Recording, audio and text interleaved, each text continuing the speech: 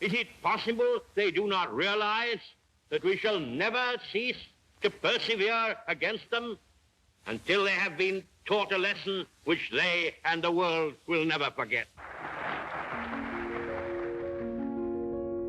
Operation on the King, we read, and knew how ill he was. But now the King is dead. The Princess Elizabeth has agreed to accept the crown and rule as Queen.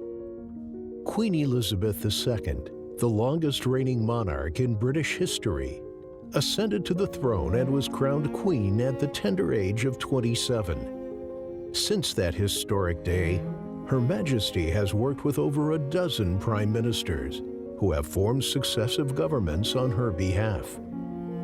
Her very first, the formidable Sir Winston Churchill, a true wartime hero, had inspired determination and courage throughout the empire and led Britain to victory in World War II.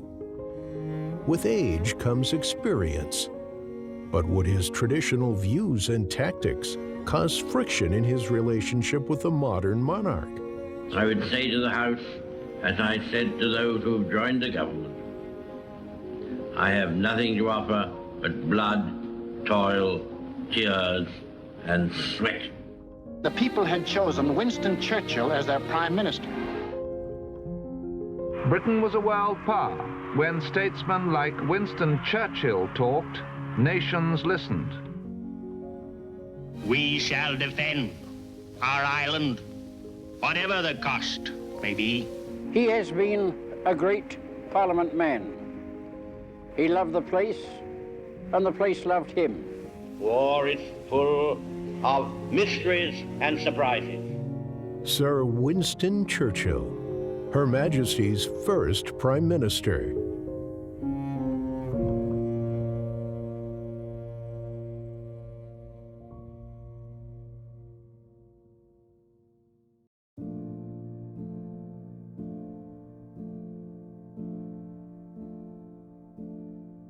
The relationship between the sovereign and the government and her prime minister is somewhat complex and not always easy to understand. As head of state, the Queen must remain entirely neutral with respect to political matters and must be seen to do so. The Queen does not vote nor stand for election. However, she does have vitally important ceremonial and formal roles and responsibilities concerning the government of the United Kingdom. The British legislature comprises of the Sovereign, the House of Lords, and the House of Commons. Queen Elizabeth rides in state to open the new session of Parliament. Not since Victoria's Day has a reigning queen presided at the ceremony, and a huge crowd turns out to hail the young sovereign. One of the Queen's duties is to open each new session of Parliament, announcing to the nation the agenda for her government for that term. The Queen also has a very special working and private relationship with her prime ministers, and none more so than with her first Prime Minister, Sir Winston Churchill. Her Majesty retains the right to appoint her Prime Minister and also to meet with them on a regular basis.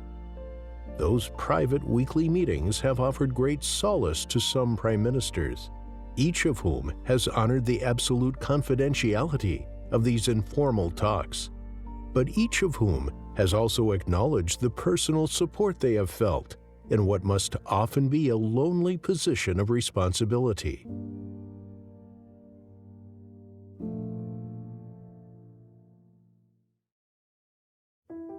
So how did the young Winston Churchill grow up to become the Queen's first Prime Minister and her faithful, trusted, and valued advisor?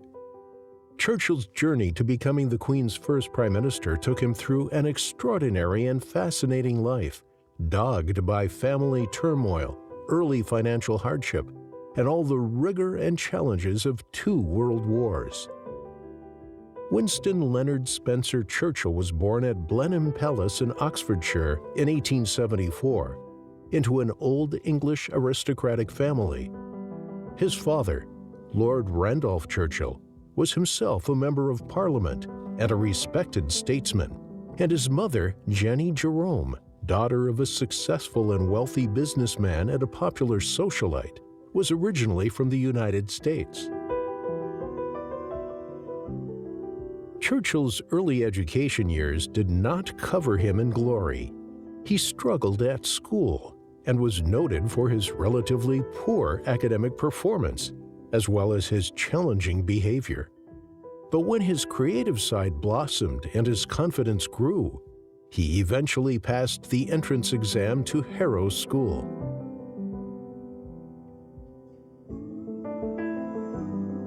Later, after a number of failed attempts, Churchill was finally admitted to Sandhurst, the Royal British Military Academy, where he thrived, and he subsequently served as an officer in the British Army. One of the greatest statesmen and students of military tactics that Great Britain had ever known was a man who in his early years found himself unable to pass a Greek exam. This failure sent Winston Churchill to Sandhurst and military schooling instead of Oxford as his illustrious father before him. However, Churchill's pen was calling him, and his love for words and the richness of the English language drew him into a career as a writer. Having failed in his first attempt at gaining a Conservative seat in Parliament through a by-election in Oldham, Winston took up his career as a writer. To achieve his political ambition, he needed fame and, of course, the necessary financial wherewithal. His strategy was to request postings to as many dangerous places in the world as he could, and to then write about them in newspapers and books, presenting himself as a hero and communicator. He traveled to South Africa, reporting on the Boer War for the Morning Post. He was shot at in Cuba.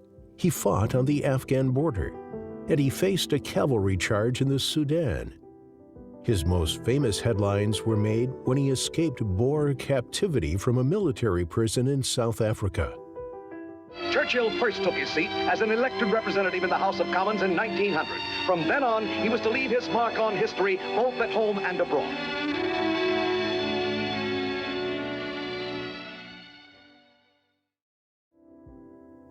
Churchill returned to Britain and once again stood for Parliament in the general election of 1900, winning a Conservative seat in Oldham by a small margin and becoming a Member of Parliament for the first time. He quickly became a distinctive character in the House of Commons, seemingly devoid of inhibition and fearless in his quest to persuade others to his viewpoint. More than anything else, he was exceptional in delivering pre-prepared written speeches rather than improvised narrative. And as a natural writer and public speaker, his words carried great strength. In 1904, he crossed the floor and joined the British Liberal Party. After a 6-month courtship, Churchill's 56-year marriage to his devoted and loving wife, Clementine, started in 1908. Winston and the young Clementine Hosier had first met in 1904 at a lavish country house ball, but they did not get to know each other until they were seated together at a formal dinner in 1908. Churchill records being captivated by Clementine's intelligence and beauty. Clemmy became one of Churchill's greatest supporters. Together, they would find solutions to some of the most significant challenges he would face. In 1909, they had their first child, Diana Spencer Churchill, and had 4 further children, one of whom died at only 2 years of age, sending Winston into a deep and lasting bout of depression. In World War I, he served as First Lord of the Admiralty and conceived the plan for breaching the Dardanelles. History has vindicated his part in the British disaster that followed and placed the blame instead on the War Office. From then on, the indomitable bulldog spirit was to carry the English leader through a succession of triumphs against the most overwhelming odds imaginable. After the First World War, he then crossed the floor again, rejoining the Conservative Party, and served as Chancellor of the Exchequer, where he pushed for a policy of returning to the gold standard, a sometimes controversial decision which was greeted with somewhat mixed reaction. He lost that post when the Conservatives were defeated in the general election of 1929. Whilst not necessarily popular with his Conservative colleagues at the time, He became very popular and well-known in Britain, much of which was due to his journalism and writing. In 1940, Prime Minister Neville Chamberlain resigned, and his hope was for Lord Halifax to step into his shoes, but Halifax declined. It was Churchill's time. He became the King's Prime Minister in May 1940, the very day the German forces attacked French soil. To say he had a challenging introduction to the job of Prime Minister would be a major understatement. At the outbreak of the Second Great War in 1939, Sir Winston again answered his country's call as First Lord of the Admiralty. A year later, after the British defeat in Norway, he was drafted into the supreme command of the Empire's war effort as Prime Minister. 3 days after his appointment, he was to make his now famous inspirational speech that moved the entire free world with its simplicity and meaning. I would say to the House, as I said to those who have joined the government, I have nothing to offer but blood, toil, tears, and sweat. Churchill's attack was through his eloquence in his speech and writing. When weaponry and resources were limited, it was his high-impact speeches that rallied Britons to believe they could win the war. He would come to epitomize the very essence of Britain's wartime spirit as a passionate patriot and with complete devotion to the British Empire and to the Queen's father, King George VI. Churchill thrived on what remains as one of Britain's greatest challenges in history, World War II. What tragedies, what horrors, what crimes has Hitler and all that Hitler stands for brought upon Europe? The very basis on which a prime minister is chosen is that they can command confidence in their administration, and there is little doubt of Churchill's ability to lead and to unite the nation. Through his efforts, a closer relationship between the Allied countries was brought about, a condition that without a doubt was one of the main factors contributing to the speeded-up victory in World War II.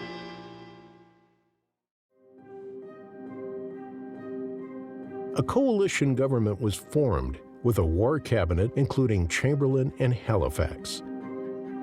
As Prime Minister, Churchill also appointed himself Minister of Defense. Shortly after Churchill became Prime Minister, he gave one of his most famous speeches, Their Finest Hour. Let us therefore brace ourselves to our duty. So bear ourselves that if the British Empire and its commonwealths last for 1,000 years, men will still say, this was their finest hour. Germany wanted to invade Great Britain, and in the summer of 1940, the Battle of Britain commenced in the skies over southern England. In August, another of Churchill's timeless speeches said, "Never in the field of human conflict was so much owed by so many to so few." Just a month later, the Royal Air Force fought the German Luftwaffe with resounding success, destroying a considerable formation of invading aircraft. This unexpected defeat for Hitler caused him to make a fatal tactical error and to delay his plans to invade the UK. And it is widely acknowledged as one of Churchill's greatest successes during his career. They must now know that the stakes for which they have decided to play are mortal. The war dragged on, and with limited British resources, but Hitler making advances through the rest of Europe. Winston Churchill had been trying for many months to involve the USA and to work with US President Roosevelt. Though the US was most determined to remain neutral, they set about finding ways in which to help the UK. Roosevelt and Churchill eventually met off the coast of Newfoundland in 1941 and created the Atlantic Charter, detailing the aims of the two democracies and their ideas and vision for the world after the war. This journey was fraught with risk, and Churchill's loyal detective, responsible for keeping him alive no matter what, recalls in his own biography the courage and fortitude displayed by Churchill, facing German U-boats and assassination attempts just to cross the North Atlantic and meet with President Roosevelt to seal their strategic alliance. Is it possible they do not realize that we shall never cease to persevere against them until they have been taught a lesson which they and the world will never forget? In December 1941, the Japanese attacked the Americans at Pearl Harbor in Hawaii, and the next day, war was declared on Japan. Their allies, Germany and Italy, then declared war on the U.S. It was time for Britain and the U.S. to fight together.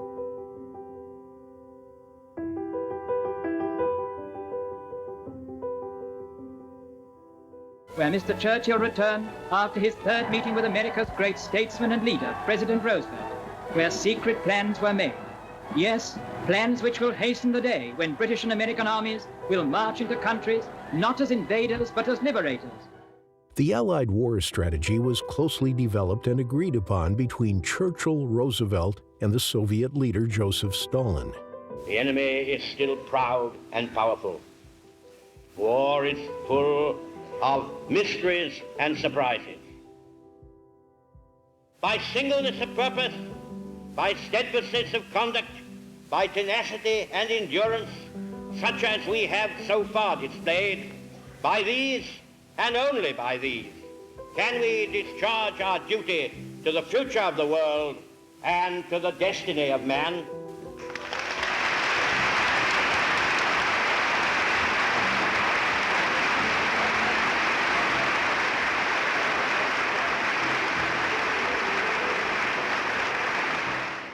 After many arduous years, the combined war effort was a success. Britain and its allies stopped Hitler, and the war in Europe ended when Germany surrendered. Hostilities will end officially at 1 minute after midnight tonight, Tuesday, the 8th of May. Today is Victory in Europe Day.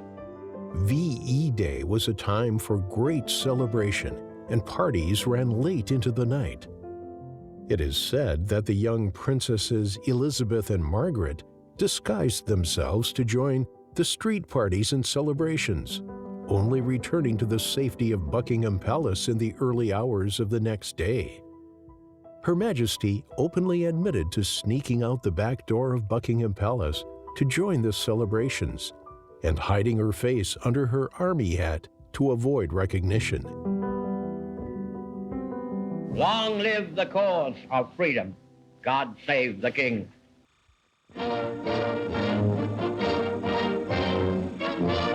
Britain's first general election in 10 years.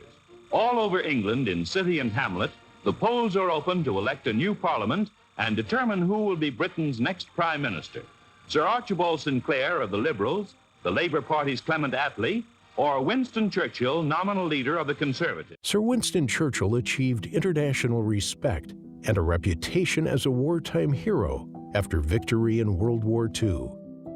But the time quickly came when party politics returned, and Churchill's campaigns, whilst met with much excitement and cheering, reflected the war hero, not the political leader. Britain was a world power. When statesmen like Winston Churchill talked, nations listened.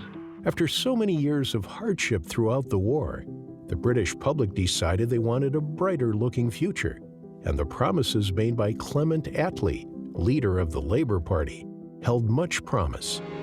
But the defeat of his Conservative Party in the 1945 elections caused Sir Winston to retire as head of state to lead the opposition party in the House of Commons. He spent a great deal of time in the south of France, turning to his creativity for solace and focusing on painting, writing, and bricklaying. Following World War II, he made another of his famous speeches in Fulton, Missouri in 1946 by invitation of U.S. President Truman, detailing his concern about the Soviet Union and the efforts to separate the East and West. It is my duty to place before you certain facts about the present position in Europe. from Stettin in the Baltic to Trieste in the Adriatic, an iron curtain has descended across the continent. The Cold War quickly followed. Goes to the polls, hoping his Conservative Party will be voted back to power. After 5 years in the wilderness of opposition politics, Churchill became Prime Minister once again in 1951. 6 years later, public sentiment at the polls was to return the Conservative Party to power, and once again the honored statesman stepped up to the highest executive post in the empire. It was only 3 months into his second term as Premier when, to the devastation of many, King George VI died.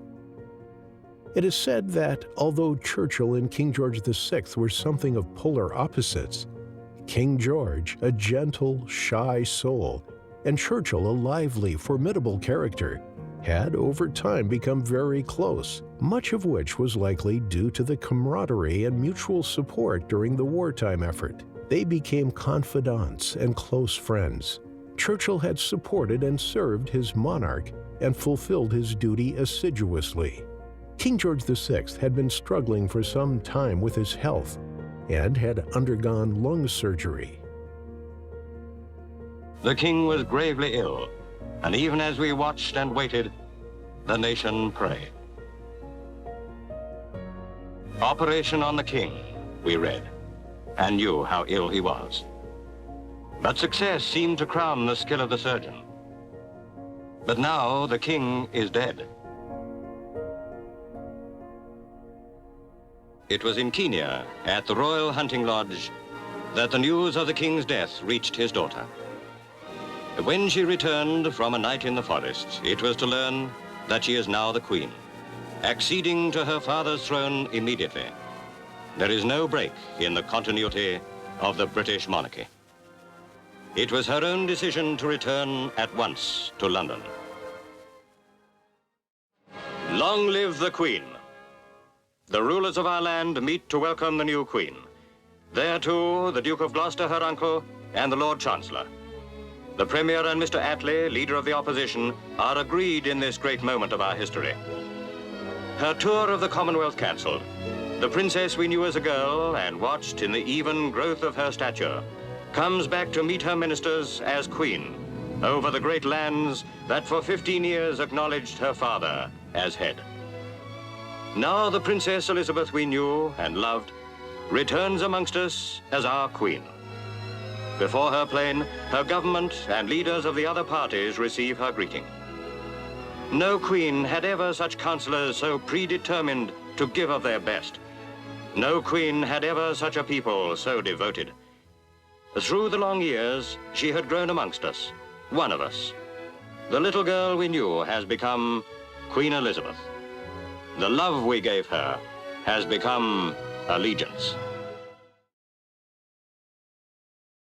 Behind the gates of Sandringham, from the parish church, the coffin was put onto the gun carriage, and the impressively simple cortege began the slow procession to the station. Its men reverently transferred the coffin into the funeral coach of the train.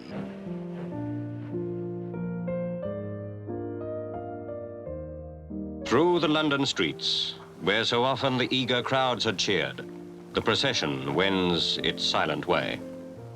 This is London's day of mourning. Oblivious of rain and chilling wind, their presence was the tribute they could pay to him.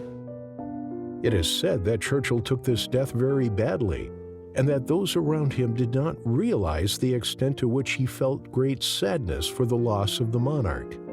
Another bout of depression followed, which may have influenced Winston during his early days as the Queen's first Prime Minister.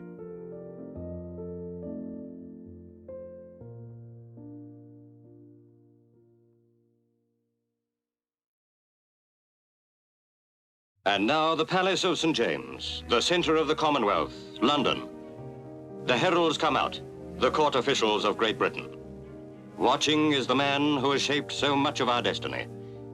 Here, with the Earl Marshal of England, the Duke of Norfolk watching, the ancient formula is carried out. The sovereign-to-be is proclaimed by Garter, King-at-Arms. In his grief, Churchill initially showed little enthusiasm to work with the young Queen Elizabeth, referring to her as only a child whom he barely knew. By whose decease the crown is solely and rightfully come to the high and mighty Princess Elizabeth Alexandra Mary. We, therefore, the lords spiritual and temporal of this realm, being here assisted. However, this quickly changed, and it is thought that he then took it upon himself to honor his dear old friend and make sure Elizabeth knew her role, her responsibilities, and her duty as sovereign, and to make certain he offered her every possible support. Hers by right of succession, the Princess Elizabeth has agreed to accept the crown and rule as queen. Churchill is said to have had a very romanticized view of the monarchy and had a real belief of the importance of their role within society, passionately supporting the notion of the constitutional monarchy. In recognition of his devoted service, King George VI had offered Churchill the Order of the Garter, but Churchill had refused it, as he had just been defeated in the election. However, shortly before the coronation, Queen Elizabeth offered it to him again in April 1953, and as he was at that time, the Prime Minister accepted. The Order of the Garter is the most senior order of knighthood in the British honours system, outranked only by the Victoria Cross and the George Cross, and only awarded to the most distinguished and genuinely deserving. Also, in 1953, Churchill was awarded the Nobel Prize for Literature, following the publication of his series of books on the events of World War II and his sea of other historical and journalistic publications. It is often said that great creative minds are the incubator for mental illness. Winston Churchill's infamous bouts of depression, which he called the Black Dog, were said to have affected him for much of his adult life. It is widely believed that his working relationship with Her Majesty served to lift his spirits and to see him through some of his darkest hours. Of course, he was also a prolific painter, and his many works of art and his dedication to writing are also credited with helping him keep depression at bay. The Queen's coronation on 2nd June 1953 was perhaps one of the greatest and most memorable events of the century. There was, however, a bone of contention between Churchill and the Queen. These being the early days of television and mass communication, Her Majesty and Prince Philip felt it important to televise the event live for all to see, while Churchill felt this would be most unfitting and it would allow the ordinary people to get too close to the mystique of their monarch.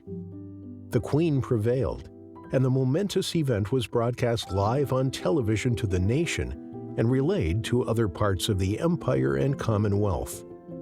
The world shared in the pomp and grandiosity of the ceremony and celebrated the coronation of Her Majesty Queen Elizabeth II.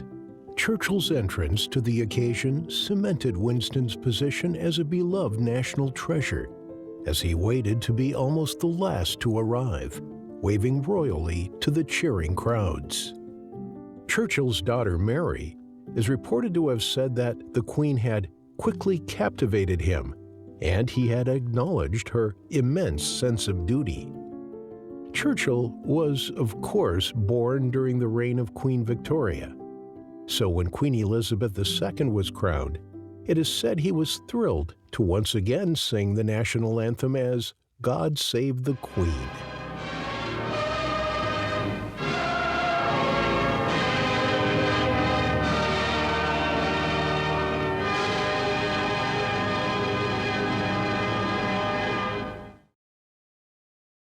Years before, in 1947, the Queen had married Prince Philip, then known by his newly adopted surname Philip Mountbatten, that of his uncle Lord Mountbatten. Needless to say, it is common for a woman to take the surname of her husband and for their descendants also to share that surname. Lord Mountbatten then declared it was the House of Mountbatten that reigned. However, when Queen Mary, Queen Elizabeth's grandmother, heard of the plan, she spoke with Churchill, and they agreed that it must remain the House of Windsor. Queen Elizabeth agreed and issued a royal proclamation declaring such. Famously, Prince Philip was aggrieved by this and said, "I am the only man in the country not allowed to give his name to his own children." Another alleged small rift grew between Churchill, the Queen, and Prince Philip.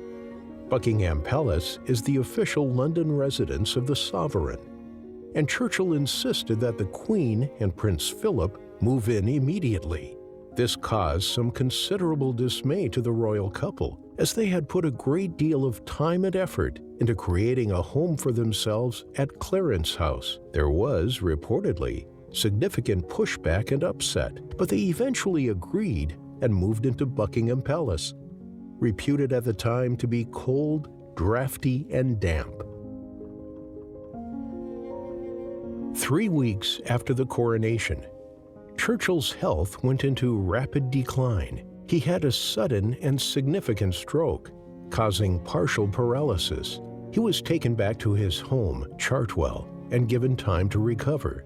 However, this was kept secret from the House of Commons and from the Queen. They were told he was suffering from exhaustion, but the truth was revealed a year later, much to the surprise of them all. King George VI had been trying to persuade Winston to retire, as he and his wife were concerned over Winston's health. Ironically, the king's death and the introduction of the new monarch gave Churchill reason to maintain some degree of continuity. The ill health of Churchill's successor, Anthony Eden, was another reason for Winston to carry on. Eden had had an abdominal operation that didn't go quite to plan. So, Churchill remained in place as Prime Minister.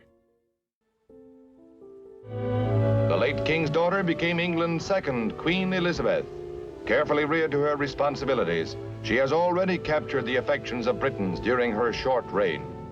For both of them, the Queen's weekly meetings with her Prime Minister became a pleasure rather than a chore, and it is widely reported that a healthy mutual respect grew between them, underpinned by mutual admiration for the ways in which they both discharged their duties to the country. Queen Elizabeth visited her North American realm for the first time since ascending the throne. As ever, the Prime Minister's audience with the monarch is kept absolutely confidential. They meet once a week, every week, and there is no record kept of anything said during these meetings. It is just the Queen and the Prime Minister, with no witnesses, no recordings or minutes taken. However, those waiting outside, whilst unable to hear the exact details of their conversations, have told of times when they would hear roaring laughter coming from the room. Churchill would often emerge from their audience, wiping his eyes from tears of laughter and chuckling to himself as he made his way back to the cut and thrust of the political world. As a young and inexperienced queen, and with Churchill being her first prime minister, it is said that he coached her thoroughly in the complexities and intricacies of British politics, the Constitution, and the government. The royal couple proceeded up Broadway, the Canyon of Heroes, bombarded by tons of ticker tape, millions of cheers, in what was the most enthusiastic reception anywhere in Elizabeth's 10-day North American tour. With his many years' experience of wisdom and diplomacy, it is thought that the Queen was enormously grateful for his knowledge and guidance, particularly during those early years as she found her feet, determined to keep her promise of devoting her life to her duties to her people. Of course, she had not grown up expecting to be queen, but merely the king's niece.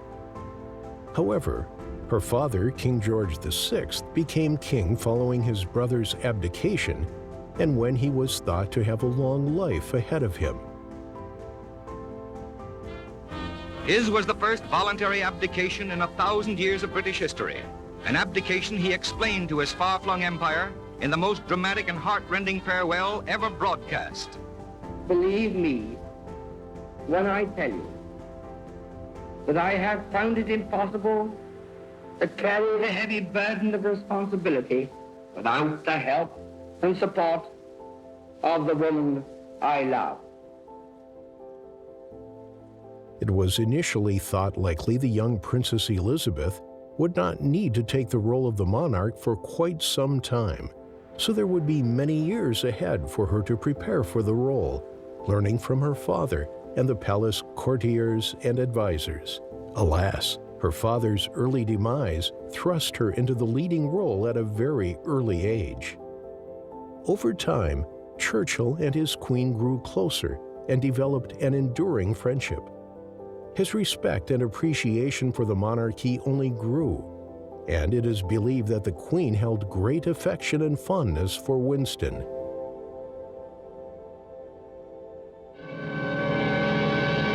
Greatest headlines of the century.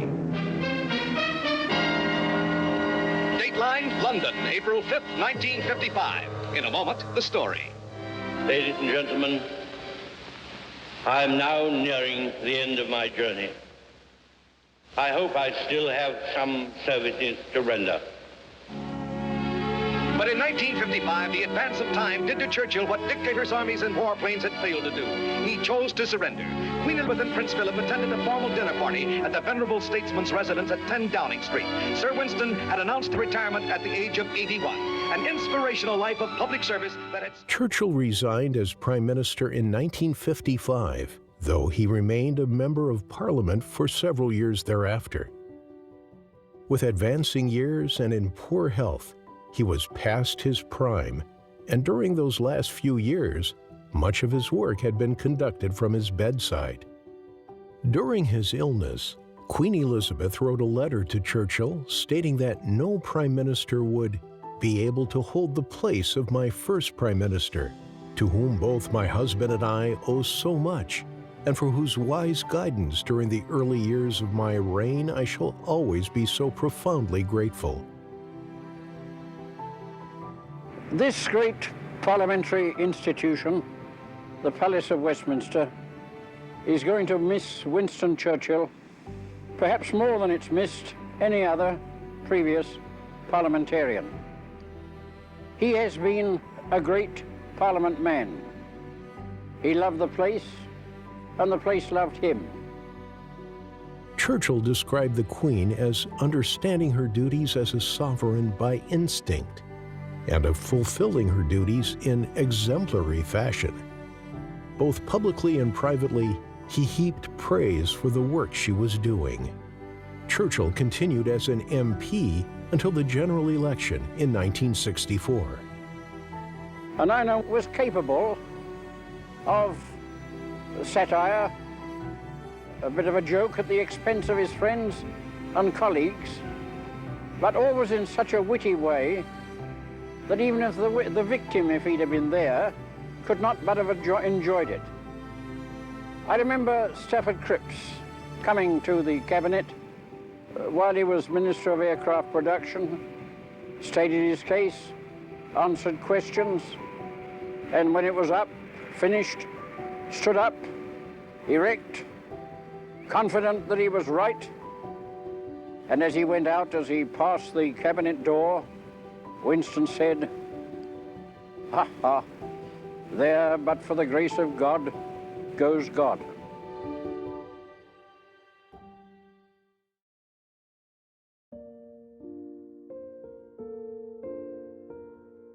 Winston Churchill died on 24th January 1965, aged 90, following another stroke.